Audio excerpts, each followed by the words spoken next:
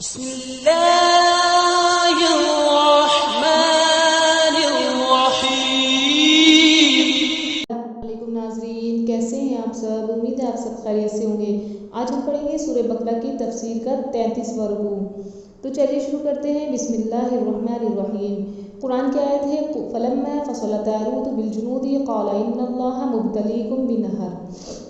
غرض جب طالوت فوجیں لے کر روانہ ہوا تو اس نے ان سے کہا کہ خدا ایک نہر سے تمہاری آزمائش کرنے والا ہے۔ فَمَن شَرِبَ مِنْهُ فَلَيْسَ مِنِّي۔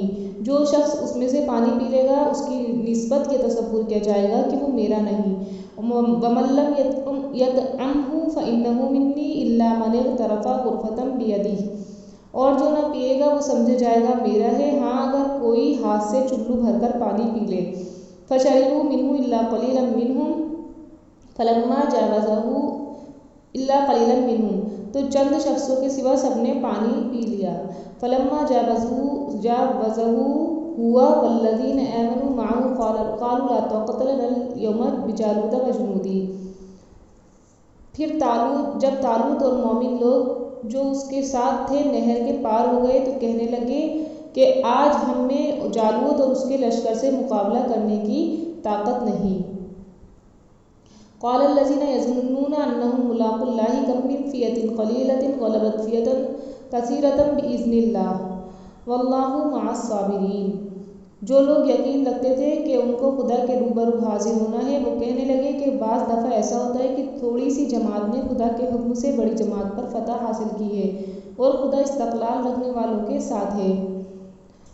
وَلَمَّا بَرَزُوا لِجَالُوتَ وَجُنُودِهِ قَالُوا رَبَّنَا أَفْرِغْ عَلَيْنَا صَبْرًا وَثَبِّتْ أَقْدَامَنَا وَانصُرْنَا عَلَى الْقَوْمِ الْكَافِرِينَ۔ اور جب لوگ جالوت اور اس کے لشکر کے مقابلے آئے تو خدا سے دعا کی اے پروردگار ہم پر صبر کے دہانے کھول دے اور ہمیں لڑائی میں ثابت قدم رکھ اور لشکر کفار پر فتح یاب کر۔ تو پہلے تفسیر کر لیتے ہیں۔ تو یہ واقعہ پچھلے رکوع میں گزر چکا ہے، آدھا واقعہ اور آدھا واقعہ آج بیان کروں گی۔ تو پچھلے واقعے میں بتایا گیا تھا کہ جب ان کے پاس صندوق پہنچ گیا تو انہوں نے طالوت بادشاہ کی حکمرانی کو قبول فرما لیا اور جہاد کے لیے نکل کھڑے ہوئے۔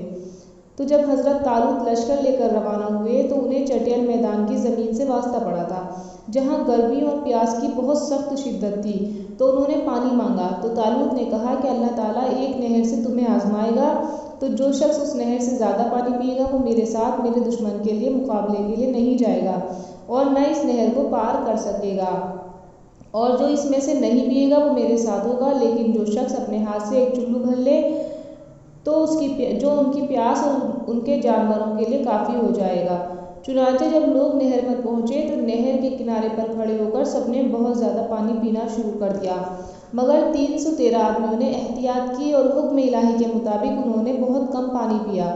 چنانچہ جب طالوت اور سچے حضرات نے نہر کو پار کر لیا تو آپس میں کہنے لگے کہ آج تو جالوت کے مقابلے میں ہمیں طاقت معلوم نہیں ہوتی، یعنی کہ ہم بہت کم ہیں، اور جالوت جو تھا وہ بہت دیو تھا، ایک طریقے سے بہت قوی اور بہت طاقتور اور لمبا چوڑا تھا، اس سے سب کو ڈر لگتا تھا، اس کو آج تک کسی نے نہیں ہرایا تھا۔ تو یہ سب بولے کہ اب تو ہم بہت کم بچے ہیں، ہم جالوت کا مقابلہ کیسے کریں گے؟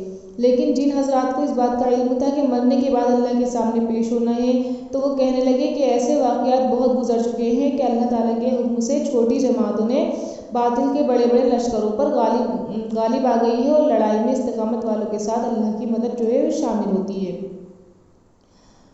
تو جب یہ جالوت اور اس کے لشکر کے سامنے آئے تو سچے حضرات دعا مانگنے لگے کہ پروردگار صبر کے ساتھ ہمیں عزت فرما اور ہمیں لڑائی میں ثابت قدم رکھ اور جالوت اور اس کے لشکر پر ہمیں غلبہ عطا فرما۔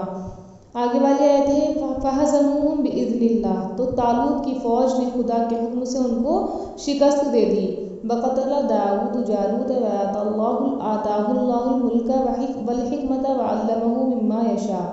اور خدا نے اس کو بادشاہی اور داؤد علیہ السلام نے جالوت کو قتل کر ڈالا اور خدا نے ان کو بادشاہی اور دانائی بخشی اور جو کچھ چاہا سکھایا۔ وَلَوْلَا دَفْعُ اللَّهِ النَّاسَ بَعْضَهُم بِبَعْضٍ لَفَسَدَتِ الْأَرْضُ وَلَٰكِنَّ اللَّهَ ذُو فَضْلٍ عَلَى الْعَالَمِينَ۔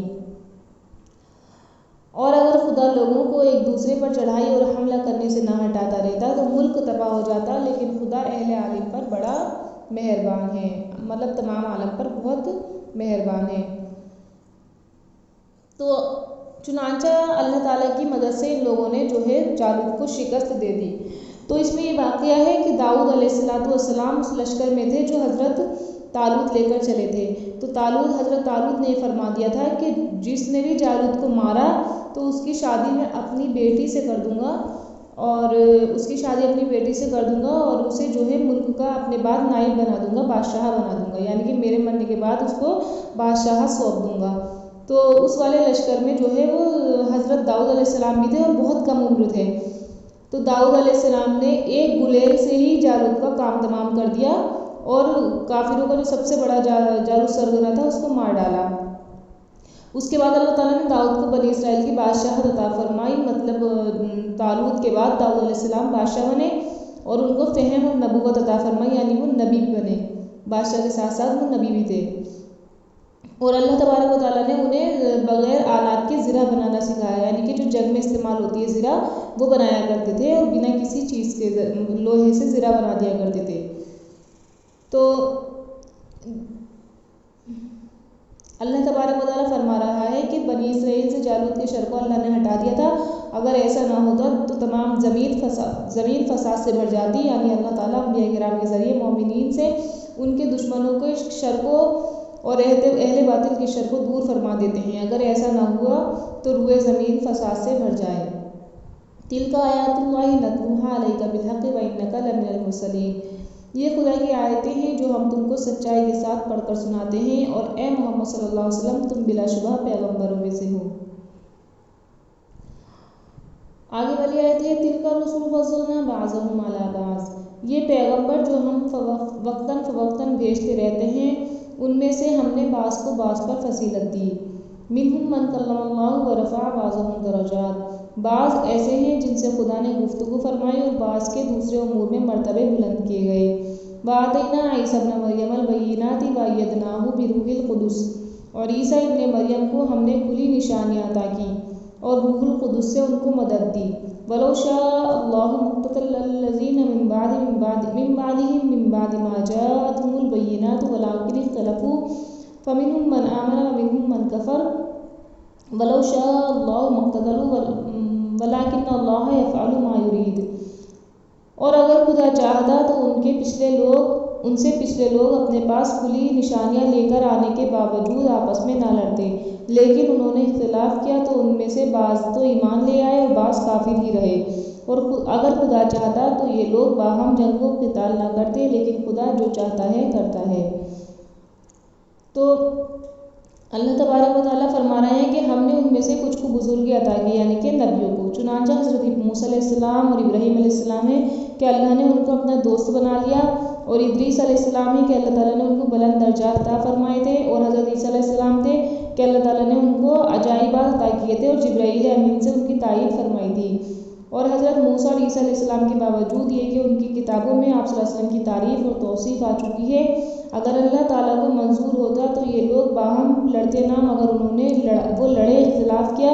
کچھ لوگ تو تمام کتابوں اور رسولوں پر ایمان لائے اور کچھ لوگوں نے کتابوں اور رسولوں کا انکار کر دیا، اور اگر اللہ کو منظور ہوتا تو دین میں یہ لوگ اختلاف نہ کرتے، مگر جو اللہ اپنے بندوں سے چاہتا ہے وہ کروا دیتا ہے۔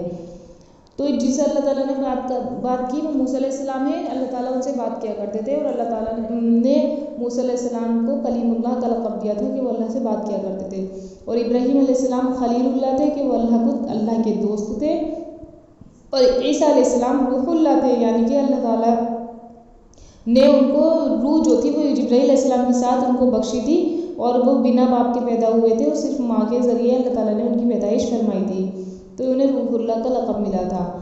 اور ہمارے نبی کو جو ہے وہ حبیب اللہ کا لقب ملا ہے کہ وہ اللہ کے حبیب ہیں۔ تو آج کی تفسیر بس اتنی ہی، امید ہے آپ کو سمجھ میں آ گئی ہوگی۔